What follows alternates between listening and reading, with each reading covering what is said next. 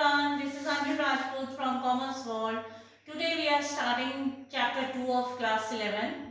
तो चलो शुरू करते हैं ये चैप्टर। इस चैप्टर का नाम है फॉर्म्स ऑफ बिजनेस ऑर्गेनाइजेशन और आज हम डिस्कस करेंगे फीचर्स ऑफ सोल प्रोप्राइटरशिप, जो कि है formation and closure of sole proprietorship, control of sole proprietorship, liability, no separate entity, lack of business continuity, and last is sole risk bearer and recipient of profit. Video start करने से पहले जो इस channel पे नए हैं वो इसको सब्सक्राइब कीजिए और अगर हमारा वीडियो पसंद आए तो लाइक जरूर कीजिए। तो चलिए स्टार्ट करते हैं हमारा टॉपिक सोल प्रोप्राइटरशिप।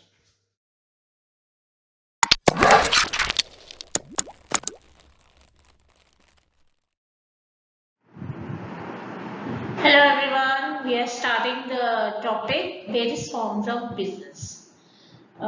बिजनेस में 5 टाइप के बिजनेस फॉर्म्स होते हैं या बिजनेस ऑर्गेनाइजेशन होते हैं, जिनके नाम है sole proprietorship, joint into family business, partnership, cooperative societies, joint stock companies. और आज हमारा टॉपिक है सोल प्रोप्राइटरशिप।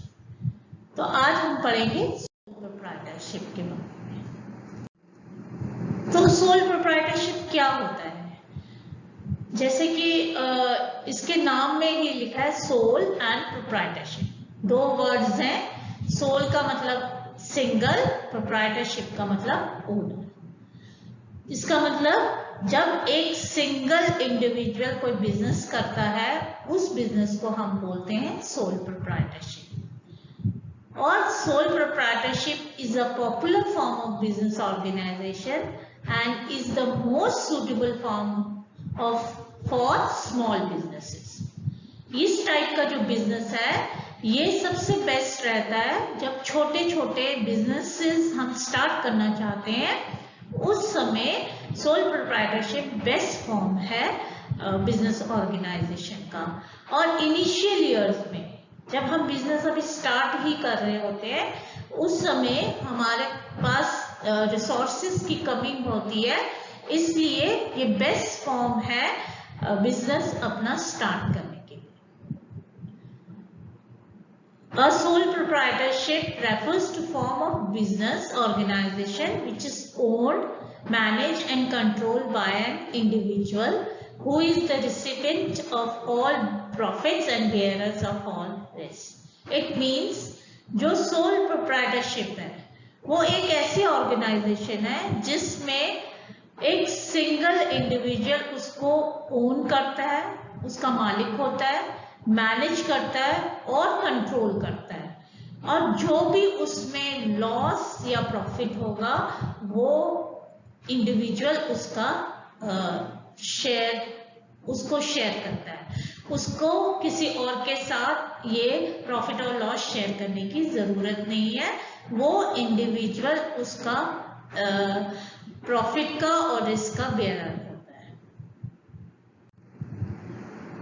अब हम पढ़ेंगे, ये हमने आपको समझाया सोल प्रोप्राइटरशिप का मीनिंग और concept. Now we will discuss the features of sole proprietorship कि सोल प्रोप्राइटरशिप में क्या क्या फीचर्स होते हैं, क्या उसका एम होता है और क्या उसके एडवांटेजेस वगैरह होते हैं। सबसे पहला फीचर है formation and closure. It means किस तरीके से सोल प्रोप्राइटरशिप को हम बना सकते हैं या उसको बंद करना हो तो क्या क्या हमको फॉर्मेलिटीज का रिक्वायर्ड होती हैं उसको खोलने के लिए। तो पढ़ते हैं, hardly any legal formalities are required to start a sole proprietary business, though in some cases one may need a license. There is no separate law that governs sole proprietorship. Closure of business can also be done easily. Thus, there is ease in formation as well as closure of the business. इस पूरे point का मतलब ये है कि इस type की organisation business organisation form करने के लिए कोई इतनी लीगल फॉर्मेलिटीज में हमें नहीं जाना पड़ता है और बहुत कम बिजनेसेस हैं जिनके लिए हमें लाइसेंस की जरूरत होती है, और इसका बंद करना, इसको अगर खत्म करना है या हमने बिजनेस क्लोज करना है, उसके लिए भी कोई इतनी लंबी चौड़ी लीगल फॉर्मेलिटी नहीं है। वो बहुत इजीली अपने में जो सोल प्रोप्राइटर होता है वो अपनी डिसीजन से ये बंद कर सकता है। और it is very easily formed and closed। Second feature इसका आ गया लायबिलिटी। लायबिलिटी का क्या मतलब है कि इस टाइप ऑफ ऑर्गेनाइजेशन में एक इंडिविजुअल जो कि एक सोल प्रोप्राइटर है, उसकी कितनी लायबिलिटी, कितनी रिस्पॉन्सिबिलिटी होती है। तो sole proprietor have unlimited liability. This implies that the owner is personally responsible for the payments of debt in case the assets of business are not sufficient to meet all the debts. As such, the owner's personal possessions such as his cars and other assets could be sold for repaying the debt.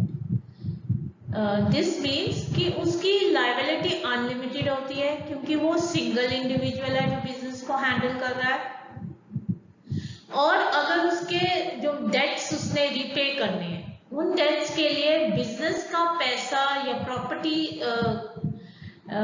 Equal नहीं है उन dates को meet करने के लिए, तो उसकी personal property या एसेट्स को भी बेचकर हमें डेट्स को रिपे करना पड़ता है। तो उसकी जो लायबिलिटी है वो अनलिमिटेड।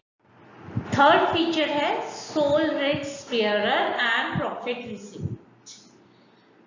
इसका मतलब क्या है कि अगर बिजनेस फेल हो जाता है उसका, तो वो सिंगल इंडिविजुअल है उसके लिए रिस्पॉन्सिबल, और अगर बिजनेस उसका सक्सेसफुल हो जाता है तब भी वो सिंगल हैंडेडली उसके लिए रिस्पॉन्सिबल। तो जो भी लॉस या प्रॉफिट होता है बिजनेस में, he is responsible individually for his loss and profit. He receives all the business profit which become a direct reward for his stake। जैसे कि हमने पहले भी बताया था कि बिजनेस स्टार्ट करने के साथ साथ रिस्क जो है वो हमारे साथ चलता ही है। Risk is the part and parcel of business. तो जब एक सिंगल इंडिविजुअल ने रिस्क उठा के बिजनेस स्टार्ट किया है, उस समय उसको ये नहीं पता होता कि उसका बिजनेस चलेगा या नहीं चलेगा, और अगर उसका बिजनेस चल पड़ता है तब उसको प्रॉफिट आना शुरू हो जाता है, तो उसके लिए ये एक डायरेक्ट रिवॉर्ड हो जाता है उसने जो रिस्क उठाया था बिजनेस खोलने के। Next feature is control. Control का क्या मतलब है कि जो भी वो बिजनेस एक्टिविटीज के लिए डिसीजंस लेता है या कोई काम करता है या उसको आगे बढ़ाने की कोशिश करता है, उसके लिए वो सिंगल इंडिविजुअल जो है वो ही रिस्पॉन्सिबल है। वो ही सारे प्लान्स बनाता है, उन प्लान्स के अकॉर्डिंगली चलता है, और उसमें कुछ भी अगर उसने ग्रो करना है या एक्सपैंड करना है, उसको किसी और की सजेशन की जरूरत नहीं है। उसको जो ठीक लगता है वो वही अपने बिजनेस को आगे स्मूथली चलाने के लिए डिसीजंस को लेता है। सारे जो डिसीजंस हैं बिजनेस के लिए वो उसके खुद के होते हैं। नेक्स्ट फीचर है there is no risk bearer and profit recipient. इसका मतलब है कि लॉ जब एक सोल प्रोप्राइटरशिप ऑर्गेनाइजेशन खोली जाती है, तो in the eyes of law there is no difference between the individual and the business. जो सोल ट्रेडर है और उसके बिजनेस के बीच में कोई डिफरेंस नहीं होता है। बिजनेस उसी का है और वो बिजनेस के लिए है। Business does not have an identity separate from the owner. Therefore, the owner is responsible for all the activity of the business.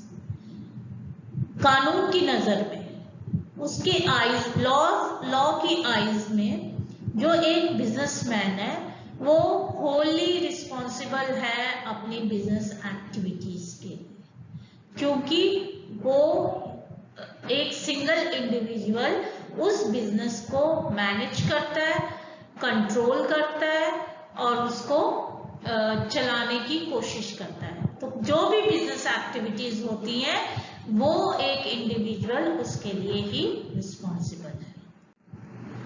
Last है lack of business continuity. Business continuity का मतलब है कि आप अपने बिजनेस को आगे किस तरीके से कंटिन्यू करते हो, आप करना चाहते हो या नहीं करना चाहते, ये सारा डिपेंड करता है आपके अपने डिसीजन, पर्सनल डिसीजन। अगर सपोज सोल प्रोप्राइटर या सोल ट्रेडर की डेथ हो जाती है, या उसका मेंटल इम्बैलेंस हो जाता है, या उसको जेल हो जाती है, या उसके पास पैसे खत्म हो जाते हैं, बैंकक्रप्ट हो जाता है, तब सोल प्रोप्राइटर डायरेक्टली एक कॉज बन जाता है अपने बिजनेस को बंद करने में। इसका मतलब ये हो गया कि अगर जैसे बिजनेस में अगर वो बिजनेस बहुत अच्छा चल रहा है लेकिन उसकी डेथ हो जाती है और उसके घर वाले आगे बिजनेस को नहीं चलाना चाहते हैं, तो उसका बंद हो जाएगा बिजनेस। अगर उसकी मेंटल इंसैनिटी हो जाती है, मेंटल इम्बैलेंस हो जाता है, या उसको जेल हो जाती है, या वो बैंकक्रप्ट हो जाता है, तो ये एक डायरेक्ट कॉज हो जाता है उसके बिजनेस का बंद होने के। So this is all with the topic. Tomorrow we will be taking the next type of business organization, that is joint Hindu family business. I hope you all understood the topic. Please, if you like the video, please share and like this video. Thank you.